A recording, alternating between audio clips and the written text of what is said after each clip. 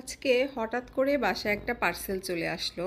আসলে আমি নিজেও জানি না যে বক্সের ভিতরে কি আছে। তো চলেন আমরা বক্সটা আনবক্সিং করি। হ্যালো এভরিওয়ান, আসসালামু আলাইকুম, সবাই কেমন আছেন? তো আজকে হঠাৎ করে বাসায় একটা পার্সেল চলে আসলো। আমি নিজেও জানি না যে পার্সেলটাতে কি আছে। তো এই পার্সেলের ভিতরে কি আছে দেখার জন্য ফুল ভিডিওটা অবশ্যই দেখতে হবে। তো পার্সেলটা আমি আনবক্সিং করছি, জানি না এটার ভিতরে থেকে কি বের হবে।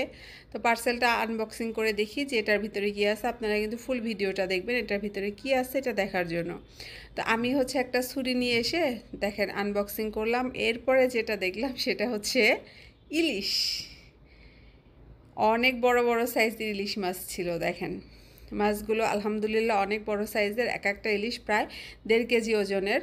আর এই পার্সেলটা কিন্তু আমার বাসায় চলে এসেছে সেই চাঁদপুর থেকে, মানে অনেক দূর থেকে এসেছে। এটার ভিতরে সবগুলো কিন্তু ইলিশ মাছ ছিল, অন্য কোনো মাছ ছিল না। দেখেন মাছের সাইজগুলো দেখেন, অনেক বড় বড় সাইজ।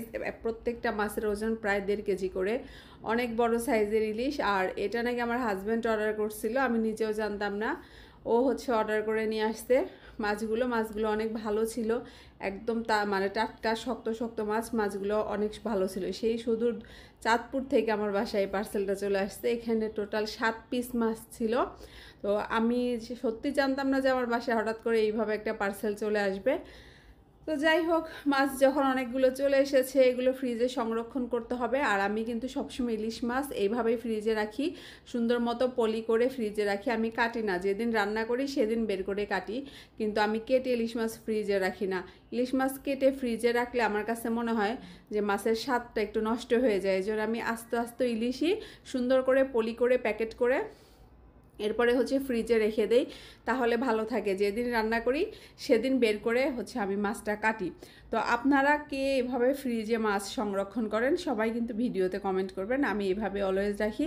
আর মাছগুলো সত্যি অনেক ভালো ছিল, আমার অনেক পছন্দ হয়েছে। আর মাছগুলো এত দূর থেকে এনেছে আমার হাজব্যান্ড, ও অর্ডার করেছিল। আমি জানতাম না যে হঠাৎ করে এভাবে বাসায় পার্সেল চলে আসবে।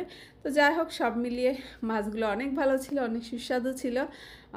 যে এনেছে তাকে অসংখ্য ধন্যবাদ। তো ভিডিও আজকে পর্যন্ত।